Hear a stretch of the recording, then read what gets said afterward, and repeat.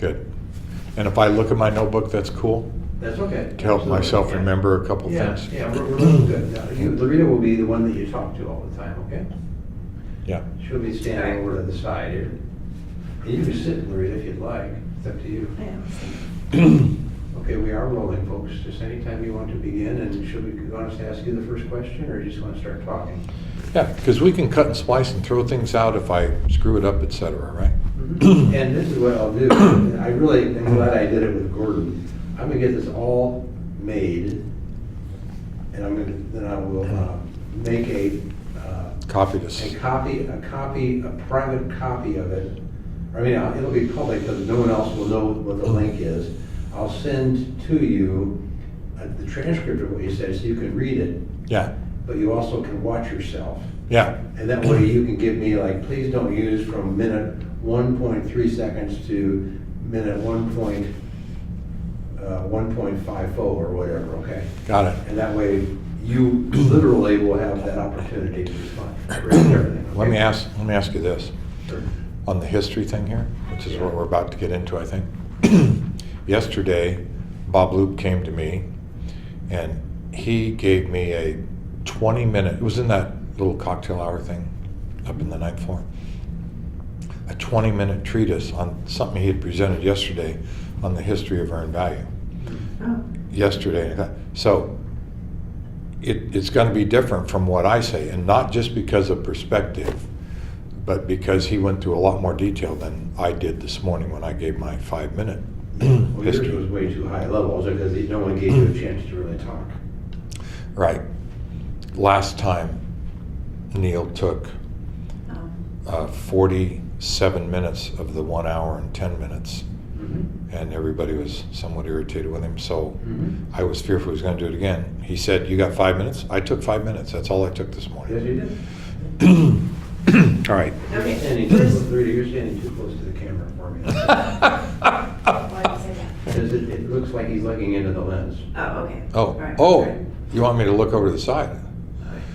So the first is, how did you get your start in the field of earned value management? So you should answer the question by saying, I got my start. Got it. And you are, And you're looking at yeah, and you're rolling at any Yeah. point in time, right? We're rolling. I got my start in the United States Army, and I was originally assigned to infantry, then Signal Corps, and then they moved me to the Quartermaster Corps in the Army, and they interviewed 84 of us, selected 4 of us to start up this new thing called Cost Schedule Control Systems Criteria at Headquarters Army Materiel Command, which is now the Avis parking lot at National Airport.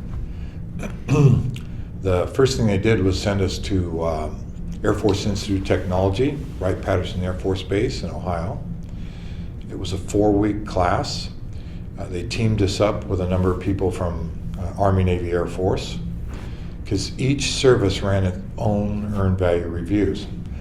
I called it earned value, but it was called then Cost Schedule Control Systems Criteria. The name had just evolved from C-Spec, which was an Air Force only name. So when the Navy and the Army jumped in, the name got changed, maybe just because it was the Navy and the Army jumping in. Didn't want to give the Air Force full credit, I always say tongue in cheek. So I was sent out on my first reviews, Air Force reviews, St. Paul, Minnesota, Minuteman Weapon System Computer, and then as the Army representative, and then I was sent to Boeing in Seattle, AWACS, Minuteman, and SRAM, 3 program offices. So it was a Tri-SPO, System Program Office, Tri-Service, Army, Navy, Air Force review. And they put us on different teams. I think I led the organization and planning, scheduling, budgeting teams. We pulled the reports together. I think we were there 5 weeks. And Colonel Driesnack at the time came out, accepted our report, and they got certified or validated. That name's changed as we've gone through the years. Then I went on another review with the Air Force at Northrop Grumman on the F-5E aircraft. That was down in Hawthorne, California. I was the only Army representative on the team, entirely out of Wright-Patterson Air Force Base. And I had a responsibility to go across all of engineering So I had to do the organization, planning, scheduling, budgeting, accounting, analysis, and revisions or change control. So that was great because I got to go across the entire discipline. We manually wrote things out then a secretary typed it up, we redlined it and did it again.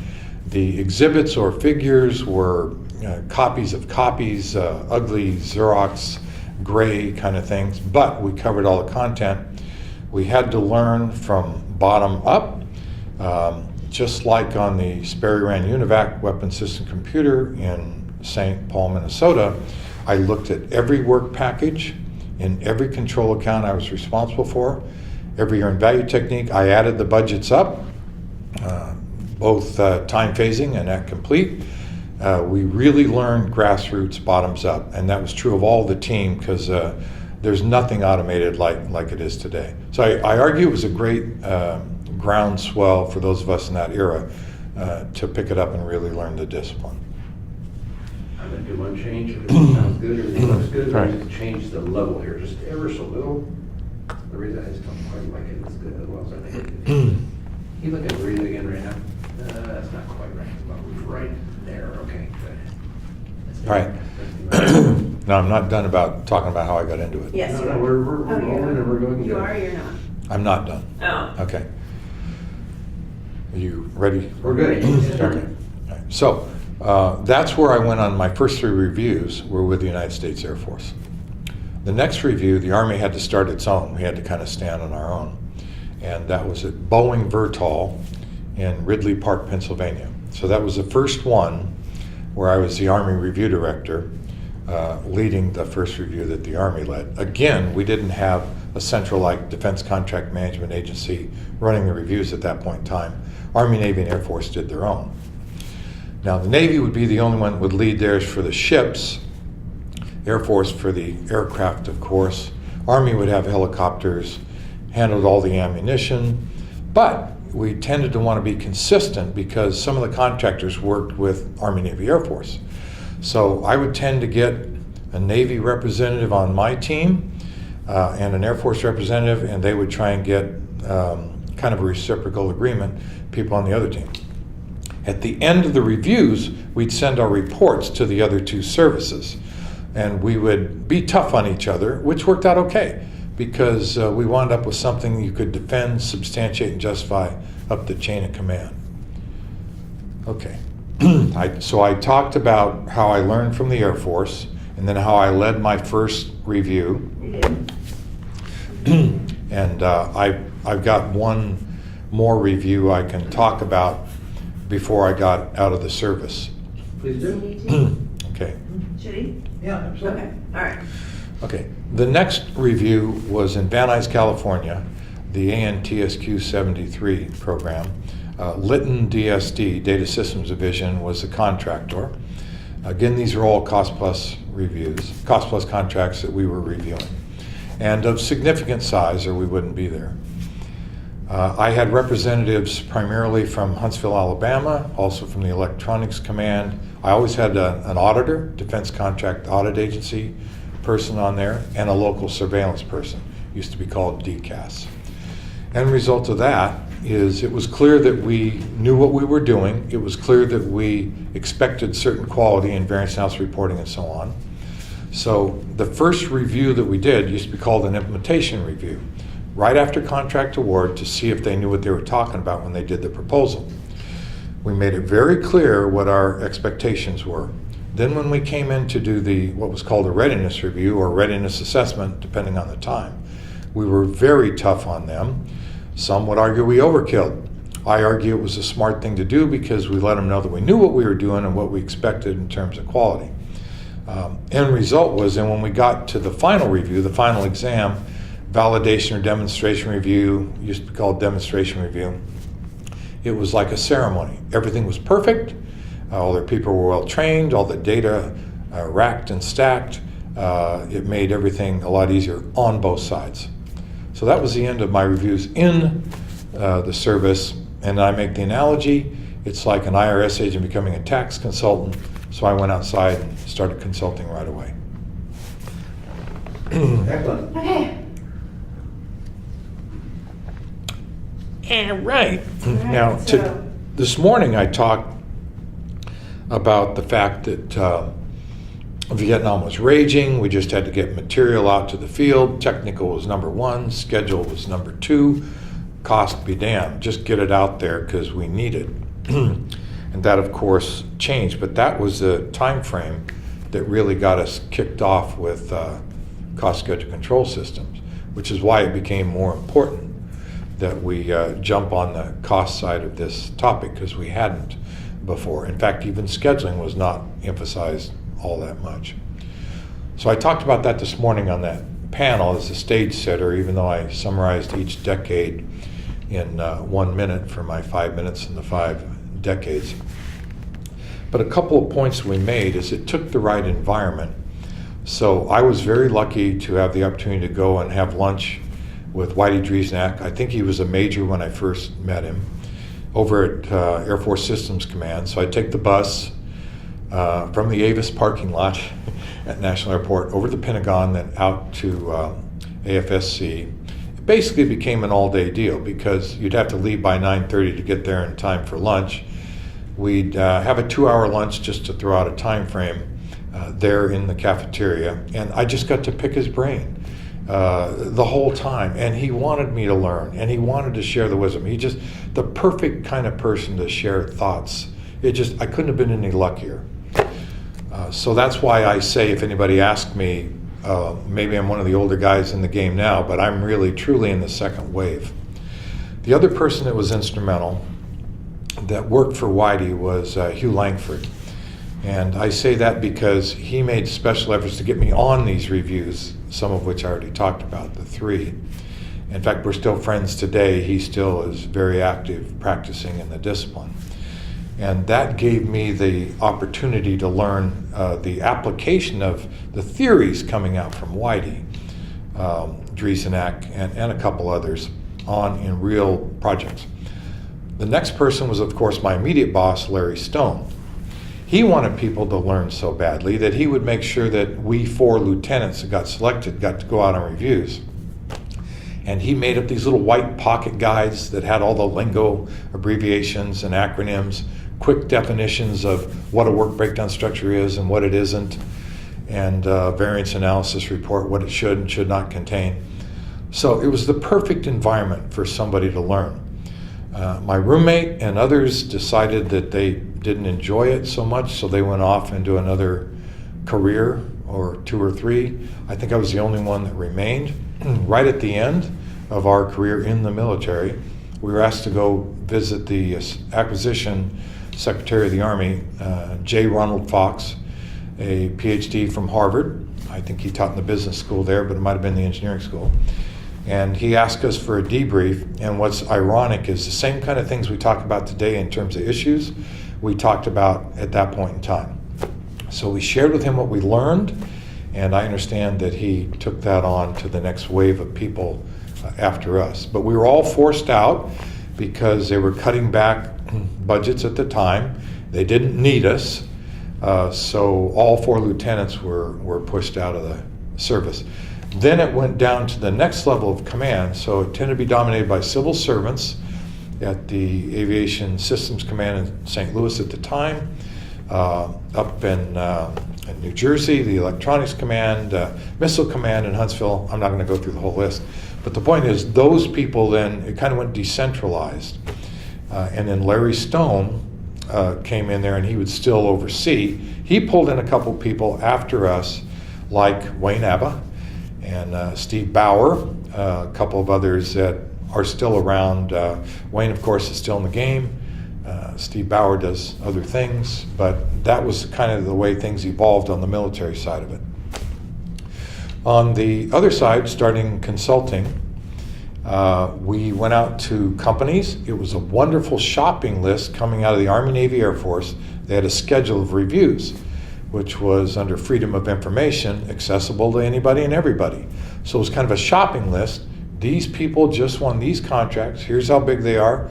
Their cost plus incentive fee, award fee, whatever. Here's where they're located.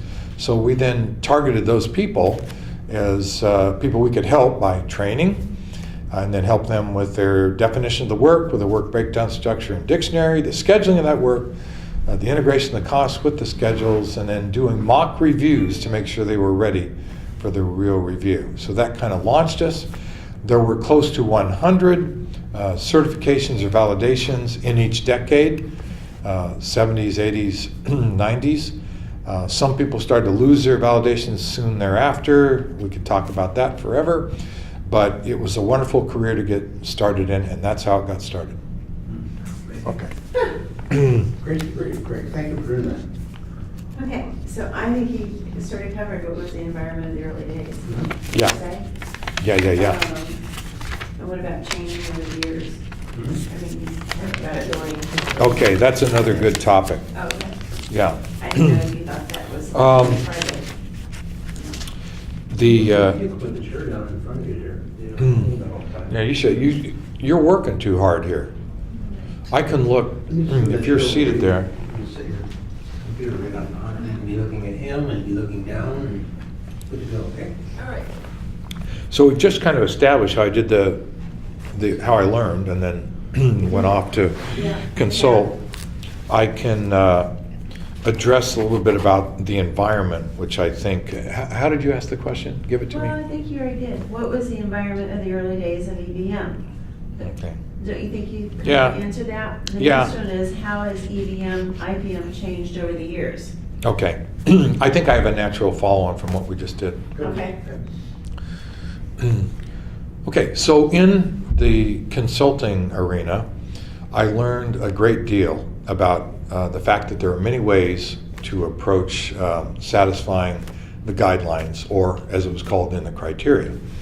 Everybody had different processes, everybody had different tool sets. Some had to be significantly enhanced, changed, wiped out some existing practices that they had, like wiping out scheduler cost variance once a month or once a quarter so that they could start with a clean, fresh slate. So there were a lot of interesting things like that that I learned. And it was significantly different in perhaps the armored personnel carrier tank business than it would be in the aircraft or helicopter business, designing and building such vehicles. So we had a lot of issues that came up. How to define management reserve, how to use it, when and how undistributed budget should be defined and used and logged in. This resulted in a lot of different opinions from contractors who wanted to share this with the government people and get some kind of guidance. So it was at that point in time we had the National Security Industrial Association, NSIA, and I learned that we had people from what was then IBM Federal Systems Division, later part of Lockheed Martin, and Sanders Associates in Nashville, New Hampshire, also later part of Lockheed Martin. These people were very active in addressing these topics. How should we deal with this? How do other people approach that? So I found that it was a good forum for us to exchange ideas. And this is like the mid, 74, 75. This is early in the game that people recognized they had a need to share thoughts with others. And the government enjoyed it because we were not being unequally unfair with one contractor A versus B. They formed the Performance Measurement Joint Executive Group. I'm not sure the exact time frame of this, but I know it took the right environment. So Gary Crystal and Wayne Abba were in the Pentagon at the time. They acknowledged the need to have more sharing of concepts and thoughts to come up with a more cost-effective approach to earned value, cost schedule control systems criteria. A lot of contractors were complaining that it was too harsh to adhere. The name was changed from cost schedule control systems criteria to earned value management system criteria. And as was pointed out in that one sentence by that gentleman this morning, the concepts didn't really change. How you adhered to them might be a little different, but it was the same stuff by a different title. Ooh, criteria, that says we must adhere, thou shalt do. Why don't we soften that? So a lot of contractors were trying to get a little bit of relief. The name was changed to Earned Value Management Systems Guidelines. You say that again. Earned Value Management System. The name was changed. The name was changed. The whole sentence. Okay. The name was changed from Earned Value Management Systems Criteria to Earned Value Management System guidelines. And the theory being that this is a nice noble target to shoot for, as opposed to thou shalt adhere. So this played very well with the contractors. Going along with that was their ability to get together and present common issues to the Performance Measurement Joint Executive Group. On that group, we had the head of the Army, the Navy, and the Air Force, and that rotated a little bit through time, but the primary lead was Dick Garretson out of the Navy, Larry Stone, my old boss, out of the Army, and the Air Force evolved a couple times in terms of who the players were.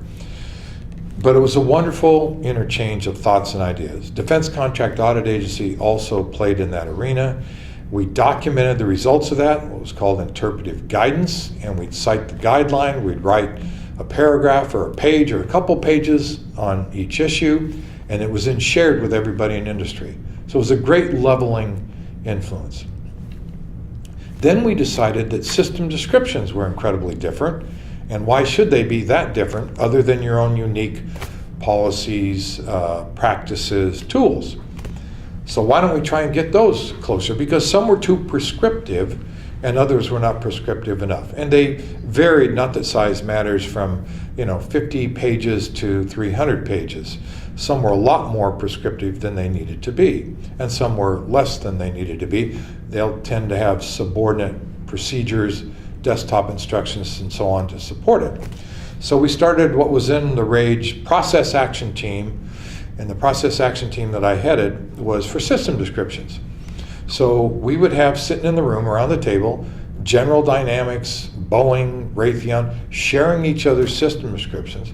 We found we couldn't get through them very fast. So we made like if it was a General Dynamics issue, they would send in their paragraph or pages on earned value techniques, if that was something they thought they were over or under killing. The rest of us would read it, and then we'd talk about it, and we'd make suggestions. It was like free consulting from everybody in industry, a very positive stroke for everybody there.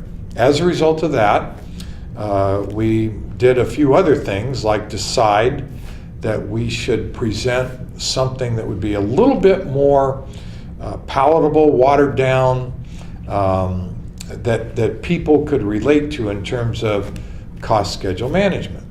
So we then started, and we finally finished in 1998, what was called the American National Standards Institute, ANSI, EIA, Electronics Industry Association. They gave it a number 748. That was in 1998. 7 of us wrote that. The head of our team was a gentleman, Bob Surrency, out of Lockheed, before it was Lockheed Martin, in Marietta, Georgia. He kept us on the same page. He adjudicated issues. I would say, well, that's way too much in depth. And somebody, no, it's just about right. So we had great discussions. End result was a wonderful, in our opinion, document, 32 guidelines. Our argument was we wanted to make this something that was palatable for everybody, that many people could use. We think we achieved that. We were a little weak in the scheduling area and in change management, and we don't even talk about getting certified or validated because we didn't care. It's just we wanted people to use the discipline.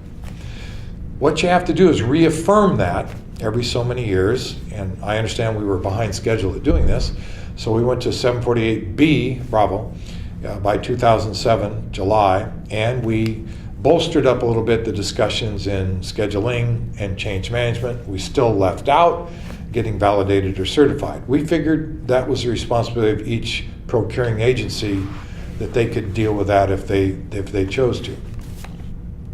Okay, then we reaffirmed it again because NASA said, if this stuff is so hot, we're putting it on contractors, we ought to be putting it on ourselves. Well, NASA's not a company.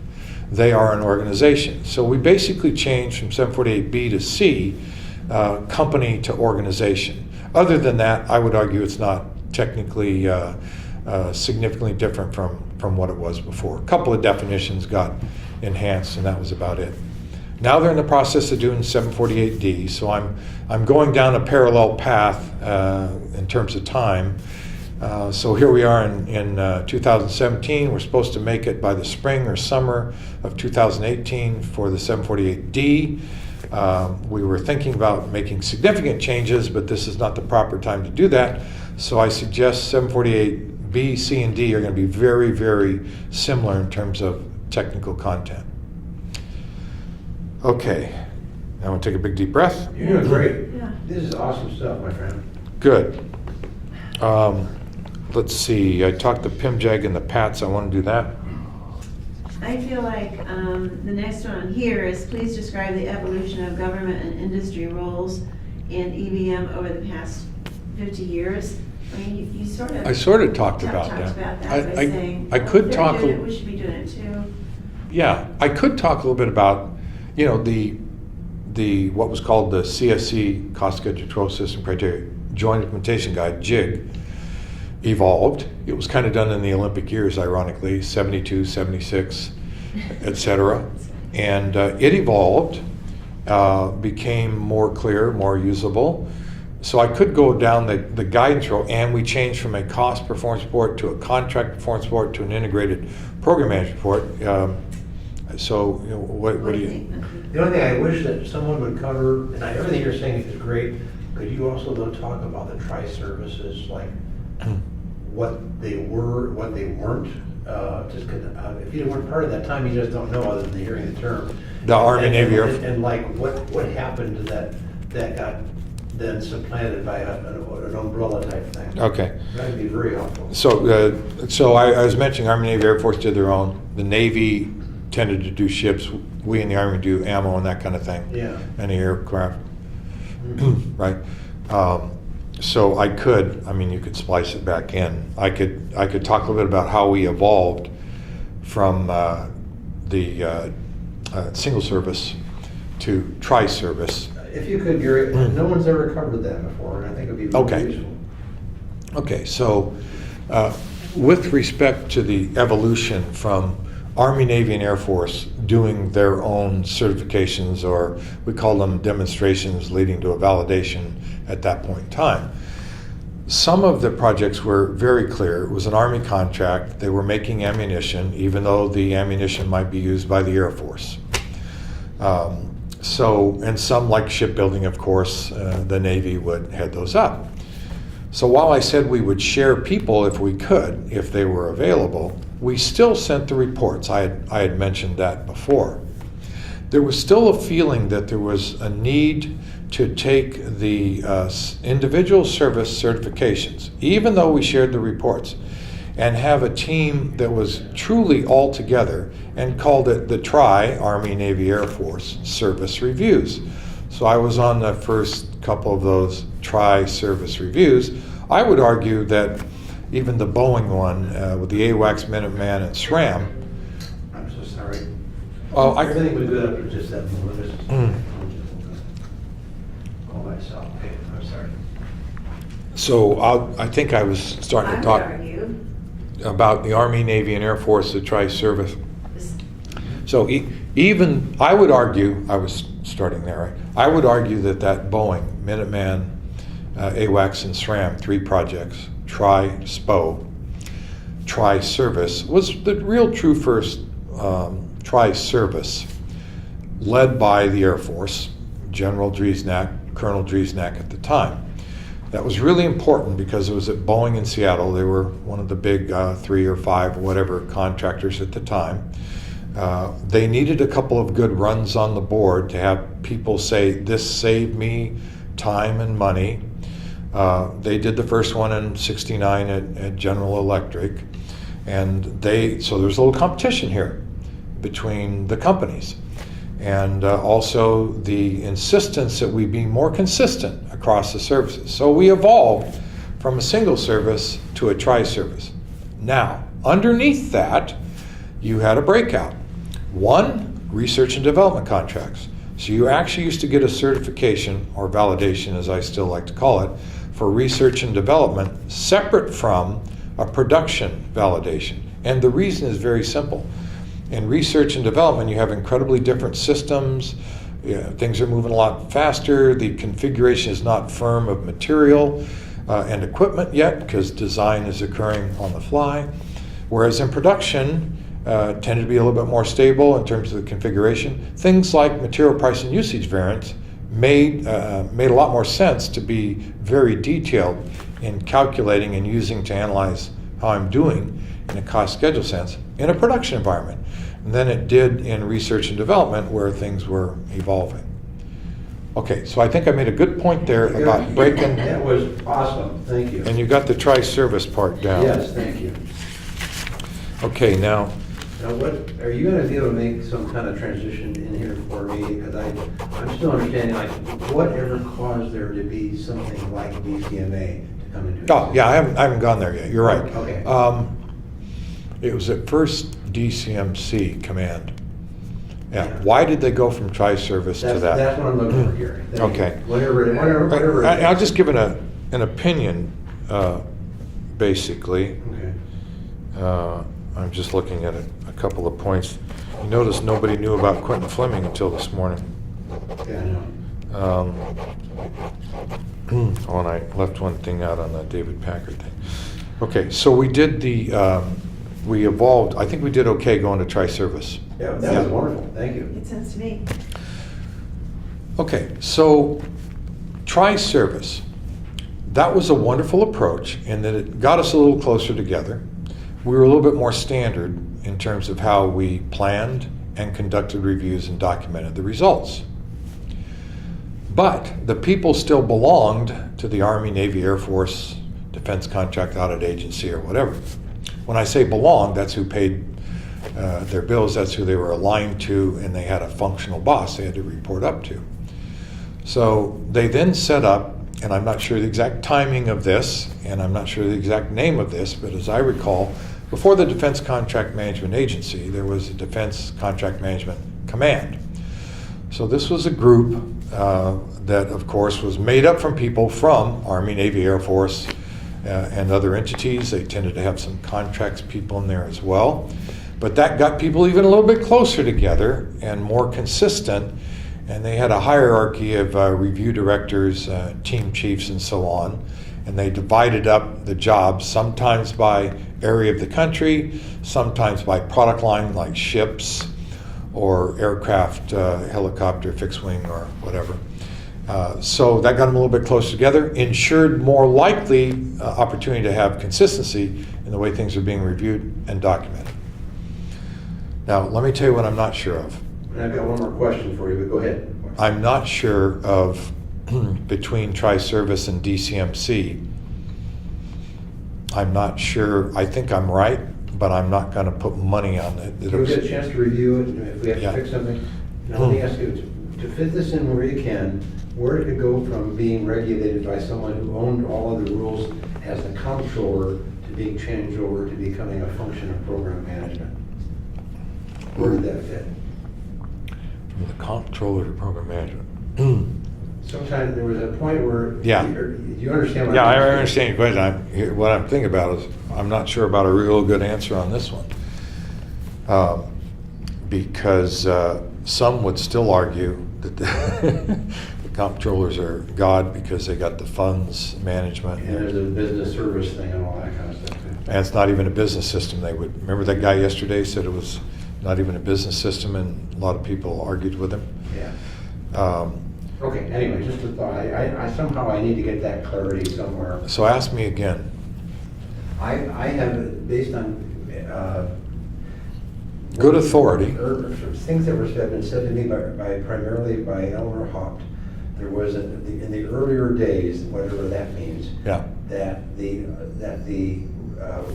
guidelines or what preceded them were owned by the comptroller. Yeah, that's true. And there was a time when it was a transition where it went over into a different set of rules, where now it became a function of program management. Yeah. And how relevant is that, and can you say anything about that? Yeah. Clearly, cost schedule control systems criteria, earned value management system criteria, earned value management system guidelines, depending on what time frame you're looking, were finally recognized as a program management tool, which is what it is, as opposed to a process and tool owned by the controllers, comptrollers in the different services. As a result, that evolution occurred. I'm not real crisp on the exact timing. It might have been when they evolved to Defense Contract Management Command, because they had contracting officers in that command. And I think they more handed off or recognized this is a program management tool. As a matter of fact, the program management personnel would always attend the reviews, usually as an observer. But they would be there because they want to make sure that the company that they had awarded the contract to was being treated fairly by this central earned value review team, cost schedule control system review team, depending upon the time frame. Okay. Thank you. Now, I want to talk about TBRs for a second.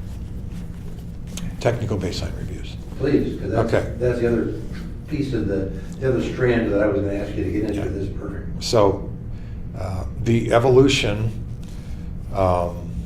occurred where a lot of contractors got certified or validated 8, 10, 12 years prior to receiving another contract, and maybe they hadn't practiced the discipline in the interim. So another review was created called a selected acquisition review, and subsequent let me redo that. Subsequent application review, SAR. Somebody looked up, there are 17 SARs out there in the real, but this is a subsequent application review. This is where a company had already gone through the process, became validated or certified. They won a new contract. They signed that contract saying, I promise to use that certified, validated system. So what happens is they had a lot of turnover. And so you could have a great tool or set of tools and processes and new people that didn't know how to use those. So the purpose of that was to ensure that the proper approach and staying concurrent, adhere to the guidelines was still there. Okay, let's say it had been a really long time and you had a lot of turnover and you had new software and new processes. You might have even merged with another company. You might have split off from another company. Then they created an extended SAR. And it was really not that much different from an initial validation, because you really had to check the examination of how they designed their system, how they made sure that they planned and earned value at the same rates, how they conducted variance analysis. So it made sense to do the extended SAR. Okay, who are the people that were heading that? People like me, business people. Where does it all start? It starts technically. So a technical baseline review, TBR as it was called, started out of Huntsville. General Chen, and one of the primary leads was Bill Smart. He actually created the first little guidebook we had on TBRs, technical baseline reviews. The beauty to this is the program office, the ultimate customer, was the one that headed that up. So it was not an earned value business people like me, it was techies leading it. Okay, well, they were only talking technical. So somebody said, well, why don't we talk, because we're there anyway, technical, schedule, and cost. And the schedule and cost could, of course, be addressed more intelligently by the technical people that are awarding the contract. So that evolved to the name Integrated Baseline Review, which is what we still use today. And it's a wonderful process led by the customer program office. They might take somebody from the Defense Contract Management Agency in there, or an earned value guru, or not, their choice, depending on how they felt about that part of the contractor system, but they absolutely needed the technical people there. Those technical people would be like an integrated product team leader that maybe had all of avionics, who would interface with the avionics integrated product team leader at the contractor's facility. So it was a wonderful matching up at a little bit lower level than the total contract level of technical, schedule, and cost. So Good there you story. go. Yeah, Good story. and it's a Thank good, you. and it's a true story, and it's Bill Smart. He deserves that credit. Absolutely. Did you see that little tribute that we did? Yeah, it was great. I walked in. I met with him down there in Huntsville when I was there 6-8 weeks ago. Oh, did you? Oh, good, good. I'm glad. He is We did not get that photo. of what? We were supposed to take a photo of Of Bill? Wayne Oh. and Gerald. Aren't- Yeah, we didn't get, that's okay. Aren't they still here? No. Oh, I don't know. We were just talking about the handing of that award to Gerald. We didn't get a photo of that. That's okay. I made the point about So do you that. want to hear what Marty has down here? Yeah. All right, has this already been answered? When did NDA? Yeah, when did NDA become later Later. NPM? Oh, okay, well, NSIA is a predecessor name, right? Yeah. We became, who did we merge with? NSIA joined with that other entity to become National Defense Industrial Association, NDIA. Because you didn't mention NSIA Yeah, earlier. Yeah. right. So we merged with, Is that something you want to get her? It's okay if you don't. well, we've only said NSIA, so we ought to say, we ought to say NDIA, and it was called the Management Systems Subcommittee. So where would it come after? Well, we're kind of talking in parallel. Okay, so I had mentioned earlier the National Security Industrial Association. The base was shrinking, and because of the base shrinking, a lot of organizations were acquiring other organizations. So you could follow the trail of Loral and IBM Federal Systems Division into Lockheed Martin. There were a number of firms like that that got acquired, merged. Some of them had to get split so they didn't have a monopoly. The Justice Department got engaged. About that point in time, the NSIA, my opinion, had a shrinking business base itself in terms of contractors that belong.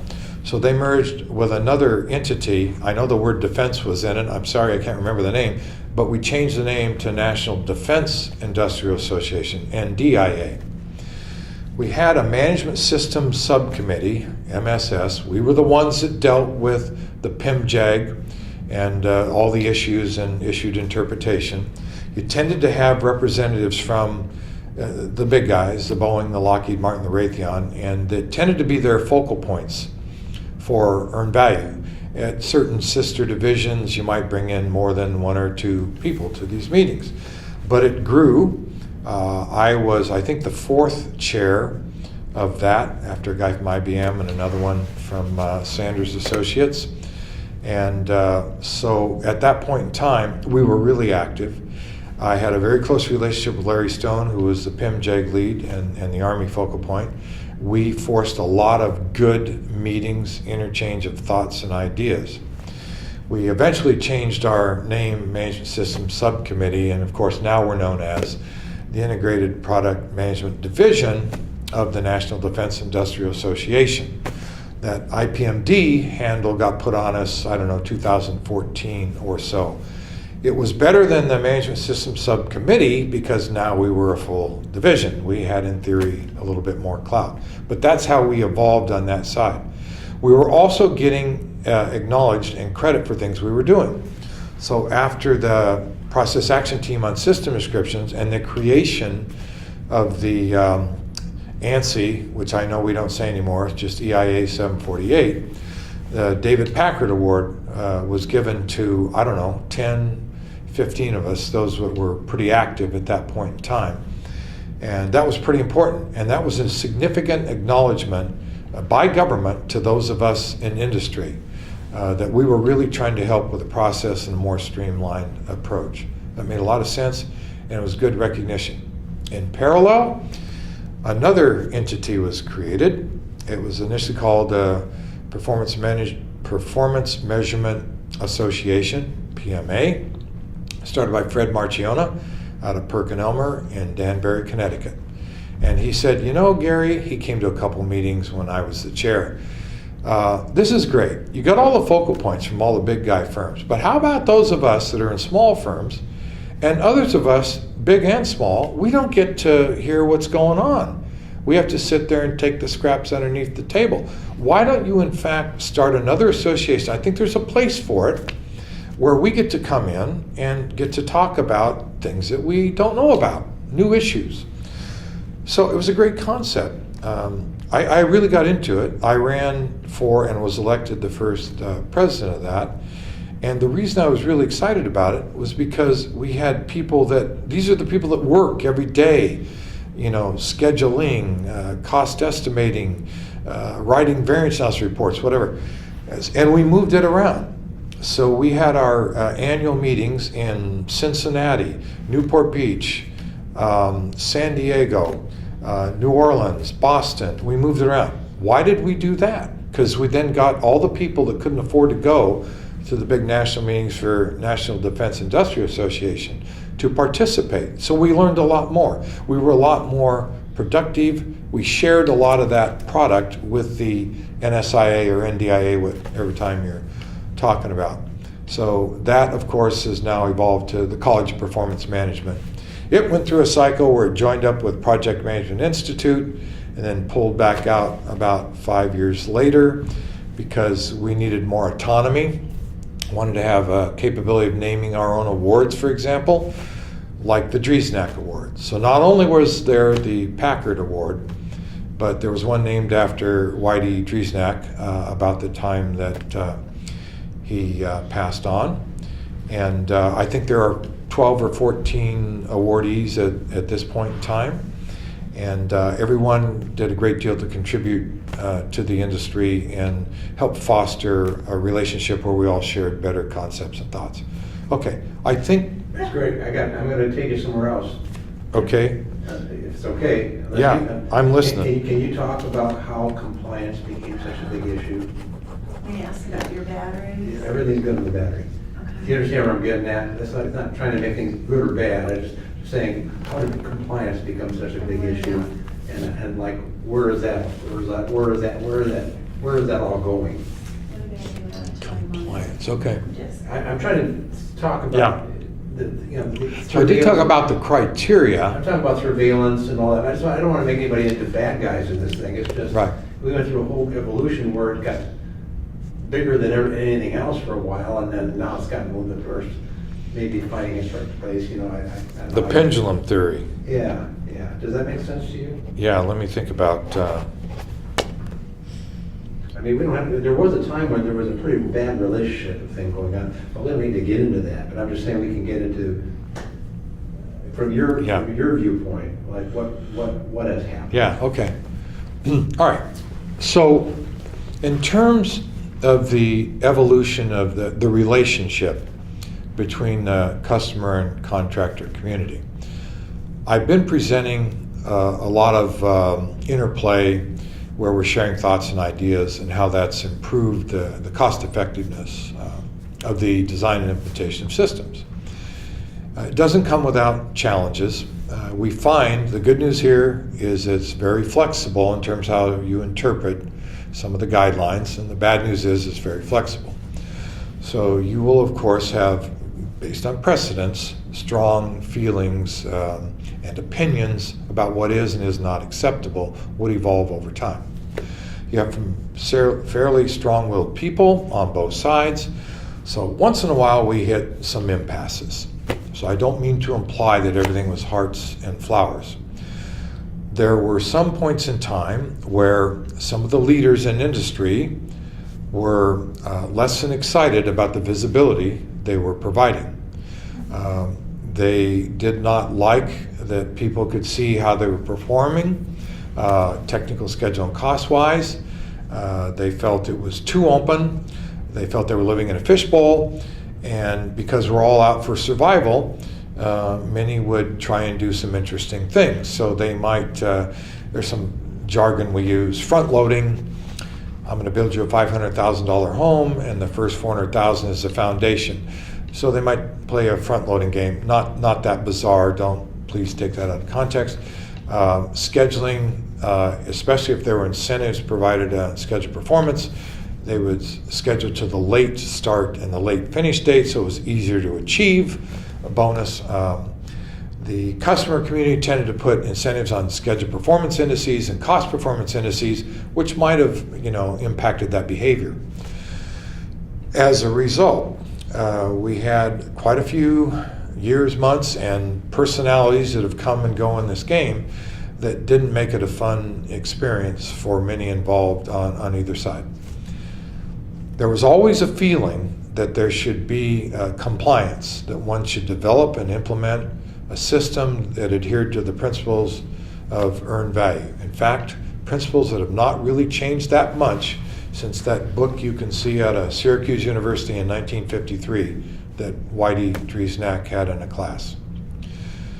But the interpretation has caused lots of interesting battles and wars. I thought that performance measurement joint executive group process was a very good one.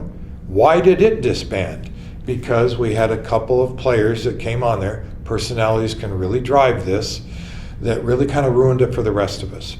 So it was kind of wiped out because it didn't make sense to discommunicate anymore. So I wanted to say that it's not always been hearts and flowers. As a result, we have now this big debate going on between compliance, which we think everybody should comply with the spirit and intent, versus the oversight costs. So most people will tell you, I don't have a problem being compliant. I understand that I'll develop a work breakdown structure and define the work and I'll schedule and I'll budget. But I don't know if I want to go down to level 4 in the work breakdown structure. Maybe level 3 will do. Well, the guidance doesn't say go to level 4 or 3. It says go to the level that it makes sense and then assign it out to organizations. So I have always felt that the guidance was flexible enough to do a cost-effective design and implementation. Some people would vehemently disagree with what I just said.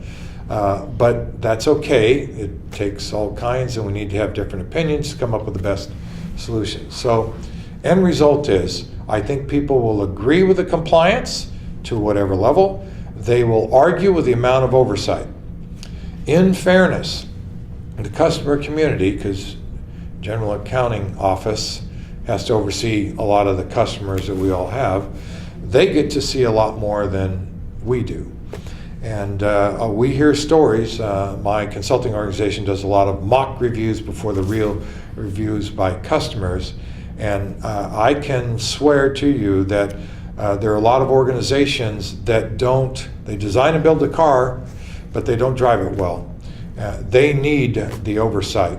And not everybody's created equally. Some need more oversight than others. Some have really manually documented systems held together by baling wire, and a lot of talented people. So there have been a lot of hero program managers out there that kept a lot of things going. They don't always exist on every project or in every company. So I argue there's a need for compliance and there's a need for some degree of oversight that varies with each situation. I know that's a waffle thing to say, but it really does vary with each situation.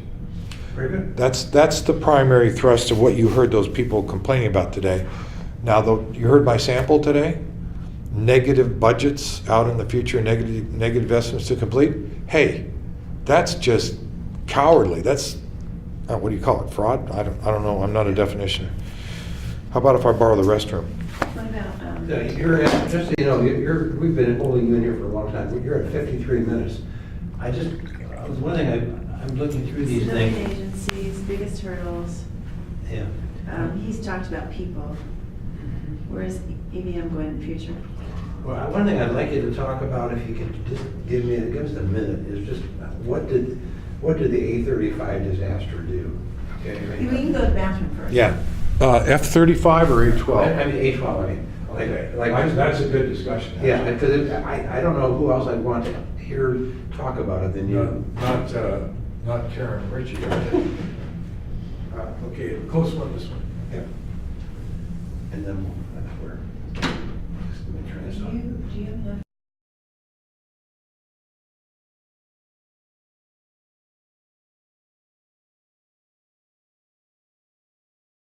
Video, and we are rolling on audio. Okay, so some of the times under this theory of relationships weren't always perfect between contractor and the earned value teams and or their customer program offices, or even between the customer program offices and the earned value lead people. There's been some dissension in terms of this compliance and oversight set of situations. So sometimes organizations will have backed off on their surveillance, and unfortunately there have been a couple of times that's resulted in an ugly surprise. So the one that came out I know you asked me about it, was the Navy aircraft A-12 program, 1990 timeframe. And the end result was 2 certified validated contractors were teamed on that. And they defined the work, scheduled and budgeted. They had a really technically challenging project. Nobody had ever done what they were trying to achieve, stealth capability, etc., taking off and landing from a ship. First time ever, a tough job. Okay, so while they were doing the planning and scheduling and earning and doing their analysis, they were doing all that, and they were adhering to their own principles and to those of Earned Value Management System guidelines. The only challenge was they were too optimistic on their estimates to complete. They felt, none of us was trained to fail, they felt they could turn it around and get it there. So they were awarded a low rate initial production go-ahead, and then what came out somewhat soon thereafter is that the configuration wasn't firm yet, and that there was a need to go back and reassess some of the design characteristics of that. The end result was they canceled the program. This became the poster child for research. So a lot of funding came forth to Defense Acquisition University, or DSMC, Air Force Institute of Technology, and what was being assessed was, okay, so what do we learn from this so that it won't happen again? So the end result was they learned what I said, that we were just they were too optimistic on the estimates to complete, and therefore the estimates at complete. But as a result of that, they did a survey, started out with 400 programs. A gentleman, David Christensen, out of the Air Force Institute of Technology, did a survey on 400 programs. He knew where they ended. So he knew if they were late by 2 months or underrun by 15 million. So he had that. He could look back in time and see where the indices settled in. Cost performance indices, schedule performance indices. He could weight factors of schedule and cost. And he could learn that at 15% complete, you could determine the following and project with a more crisp accuracy where one would finish in terms of time and money. That was a wonderful survey. It was actually the first one that was exhaustive that gave us the opportunity to see how we could use this earned value data.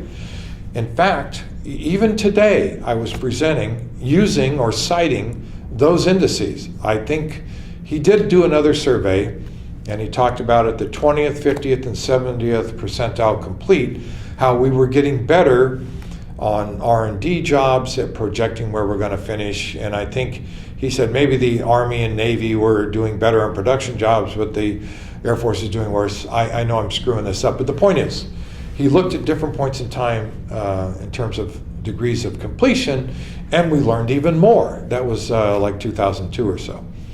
We enjoyed this because it gave us an opportunity to say, see, we can use this data to help test our projections going forward, and in fact, it would help us in follow-on acquisitions for our cost estimating arena. Okay. So my point is that pendulum was way the hell over. Here's what I want to make sure. It was way over. They were getting away. Contractors were not being looked at that closely. So you could have probably caught a little bit earlier. And so then when they started looking at it, they learned immediately of this projected overrun. So let me address that. So what happens if they'd have gotten in earlier on this one particular program that we're talking about? The suggestion is they could have applied these indices and projected forward where they think they're going to finish.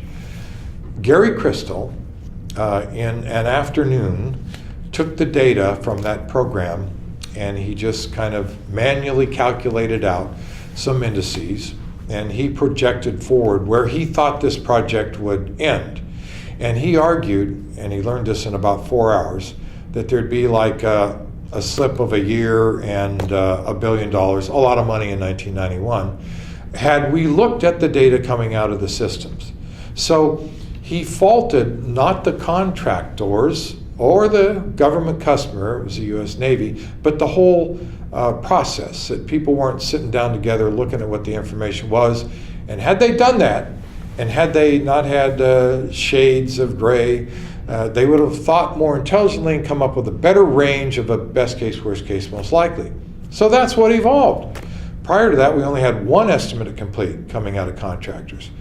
The contractor team said, you know, if you'd have given me the opportunity to give you a best case, worst case, most likely, I could have at least given you a range and we could have talked about that and come up with some more intelligent discussions and co-manage this thing a little bit better. It was right after that that we now have 3 estimates of complete on all the then cost performance reports evolved to contractor performance reports, now the integrated program management report. So that was a huge change in terms of at least external reporting because of that project, and a lot of surveys were kicked off because of that project to see if we could learn anything. That was very, very good, thank you. Hey, what else? You're gonna talk about your book. I'm going to talk about the book. Yeah. Okay, so to continue under the spirit and intent of what Larry Stone, Whitey Driesnack, and others had started with the concepts and their desire to make sure that we spread the word, it's kind of like missionaries, we started to create a document in which we recorded all of our training sessions. And that recording then was transcribed, and we learned that we could take out 2 or 3 charts because we had covered it with the words, or vice versa. So we created a first draft of a book that would address earned value and how it could work better, and we gave examples of planning packages and work packages, so at least people had a place to go to learn about this important discipline, and maybe they wouldn't overkill or underkill. Instrumental in the creation of that book, a couple of players, Hugh and Janet Langford. Hugh is an Air Force pilot, flew F-100s in Vietnam, a couple of tours. Janet's a PhD from Harvard in 18th century literature. I had the perfect match from a technical guru who looked at all the words we had. It was basically a recording of a couple classes I had done, and she of course made it grammatically perfect. So we had the perfect end result of a book. We have updated it 3 times. A lot of people refer to it as the Bible on earned value. I don't know if that's good or bad, but the point is it's got lots of samples in there. So it doesn't tell you just, hey, you ought to break down your work, you ought to schedule. It shows samples of work breakdown structure dictionaries. It's got questions. It's got case studies. So we were targeting a university market, and a few universities have grabbed it up, not as many as I thought would. We're on edition 3 now, and we're working on an edition 4. So as they do things like change the title from cost account to control account, we of course change. When they go from contract performance report to integrated program management report, we of course change. So we're trying to keep up with technology and the thinking on how we migrate data into a central repository within the Department of Energy, Defense, or NASA, or whomever the ultimate customer is. Okay, so that's the book that covers... Future. Huh? The other, number 3 piece was future. Future. Is there anything else you want to cover? Let me say it to you and you tell me that I don't care about that. On the training thing I talked about today, I think, I don't know if you guys are finding this, but I'm seeing that people will look at something like this, okay? But they won't read. No. And they won't sit in on a class. Yeah, everything has changed. So, There's a beautiful New Yorker magazine cover, with Maria and I both love it, shows all the walls of a huge, like, 4-story library, one big room. There's one person in the picture, he's sitting in a chair, he's got his computer, his laptop open, and he's reading his laptop. that's great. The world has changed. It's perfect. Yeah. Well, in a lot of my classes, the desk is here and there. You know, Hey, that would be a good, interesting one. Talk about how your students have changed over the years. Okay. I think people would find that very interesting. Would you do that? Sure. Okay, so to supplement the textbooks that we've written, we do public classes, and we do 10 in-house classes for every public class. We probably do 1 a month externally in the public domain, where we might have somebody come from NASA, Bechtel, the Department of Energy, an Air Force program office, Raytheon, Boeing. And then a lot of them will learn that we have some good teaching techniques. Here's what we learned, that in the beginning, they were all engineers that had been given this role called control account manager. Some of them came in screaming, dragging heel marks through the concrete. They wanted to stay in the technical world. They didn't want to be bothered by that schedule and cost world. So the end result of that was, it was a little bit of a cultural shock to them, but they rolled with it. Okay, then what happened is we started to get a lot of people from the business side, program control side, whatever you want to call it, maybe just pure schedulers or cost estimators, that came in to learn a little bit more about how they could better support these technical control account managers. So that evolution occurred. The makeup of the nature of the people and their age went down significantly. And so the ones that tend to come now, some of the kids that have done it for a while, see if there's anything new, but primarily 80–90% of the people coming to classes, whether they're public or in-house, are brand new, in their 20s, 30s, attempting to learn for the first time this discipline. Okay, so some of them didn't learn like this in college and high school. They don't like sitting in a class. We used to have every class was 5 days long, and it was total attention, stayed focused. We worked case studies together. We got to know each other. We really grunted and grinded through all kinds of stuff, but they walked out of there really knowing the discipline. Now, at most, I get a 3-day class worth of people, and they've got their little iPads, or they're texting constantly during the class. They take longer breaks, even though I say you got to be back here in 10 minutes. They, in fact, don't read some of the homework and so on stuff. And so I find that those people have to learn I got to storyboard stuff and do virtual learning labs. So we've created a bunch of videos on scheduling basics and earned value basics and advanced. Even how to fill out an integrated program management report. We walk across each box. They wouldn't read the data item description to do that, but they'll sit there and look at a video and walk across and do it that way. So it's changed in terms of they don't read and they don't like sitting in classes, but they will learn by some of these video means, because that's probably the way they learned most recently in college and distance learning and in high school. With all that you've said, I think that's the part that when you read it or watch this, you're going to go, let's not include this in the video. All right, I got. Well, they're your customers. Yeah, I know. Well, Yeah. there's another thing. Are you off? No, but I will turn it off now. Yeah, let's turn it off. I was Are going we to tell done? you. Yeah. Well, I was going to tell you one other thing. He shifted in his chair too. Okay. Or did I?